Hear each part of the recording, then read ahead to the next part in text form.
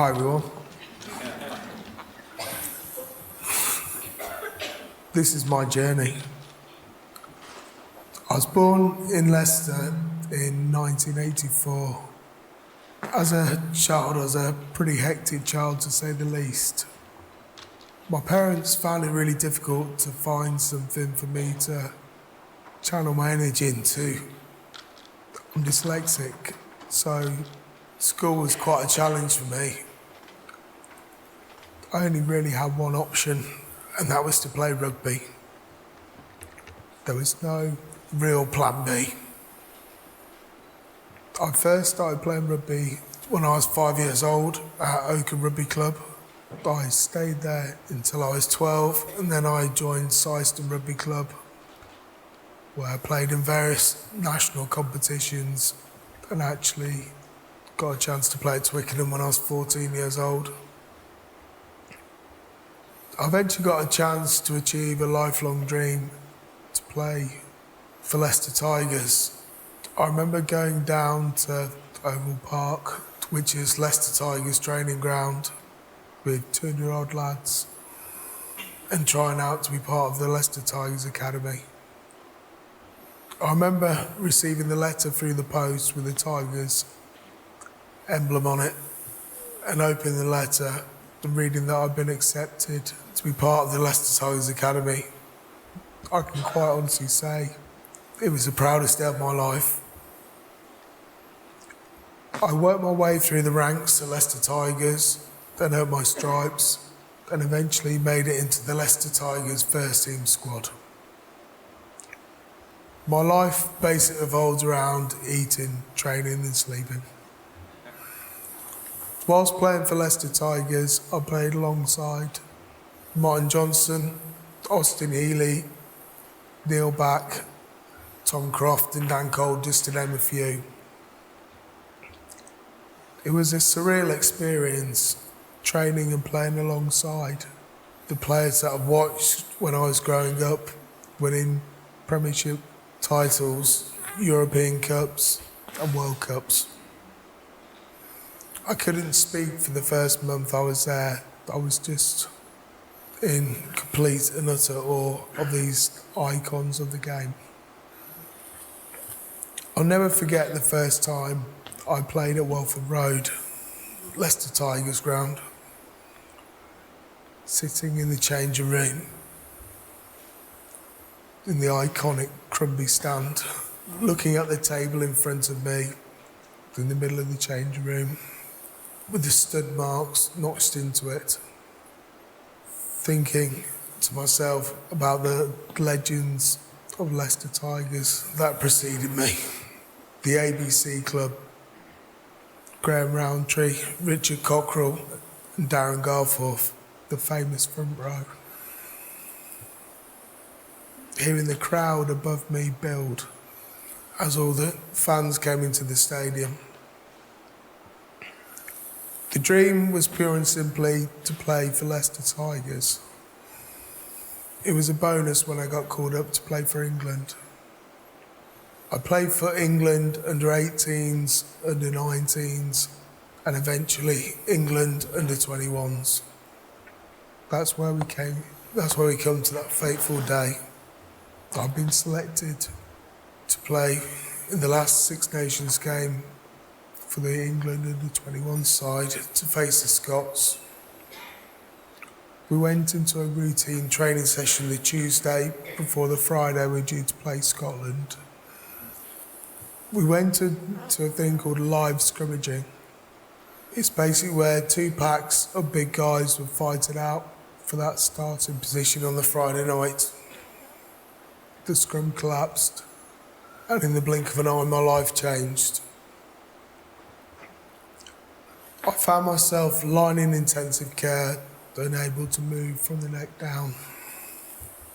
I spent 2 months not being able to eat, drink, or even talk. I think when you're in that situation, the most important thing in your life are your family and friends. As the months went on, I could really see my dad struggling. I think it probably hit him the hardest out of all my family. I I actually took it upon myself to say, Dad, this will make me a better person. Not really believing what I just said. The question that rang through my mind was, why me? Why me? Then I sat up and saw other people in wheelchairs that had their accidents in car crashes, tumours on their spine, or even diving into shallow swimming pools. Then the answer came, why not me?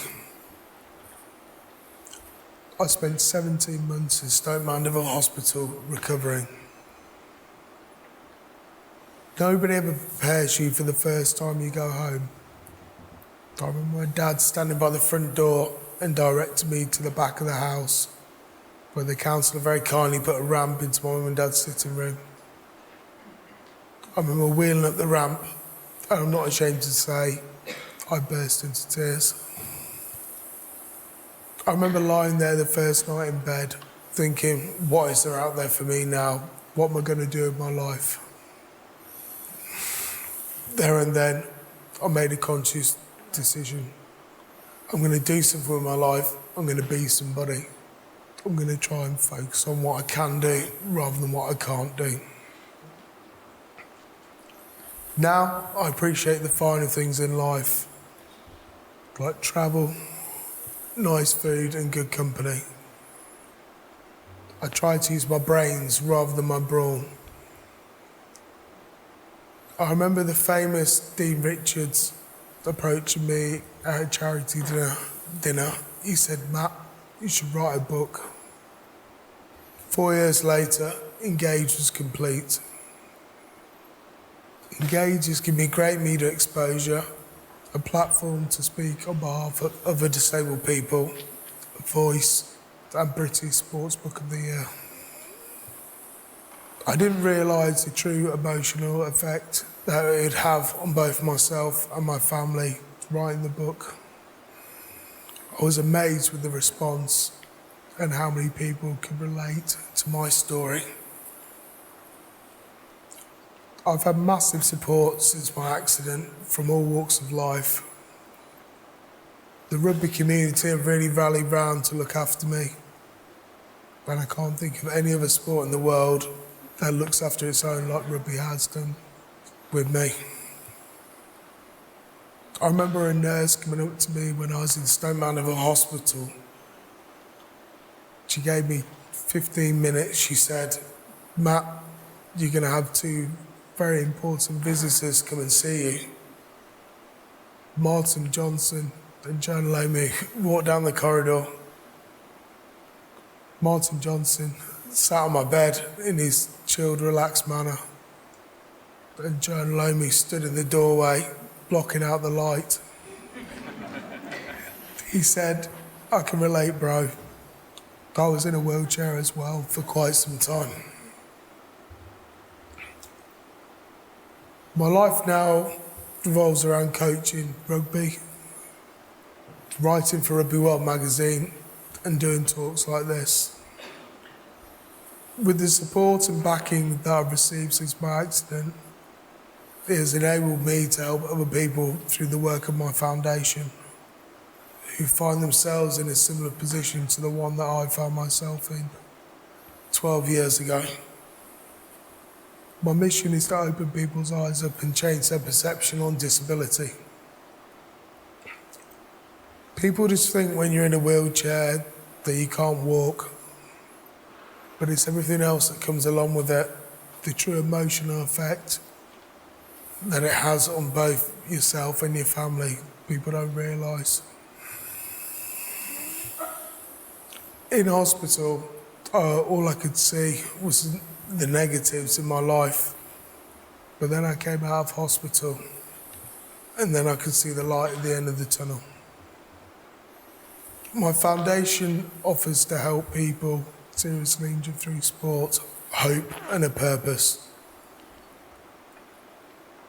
Ultimately, we all have a decision to make after a life-changing experience.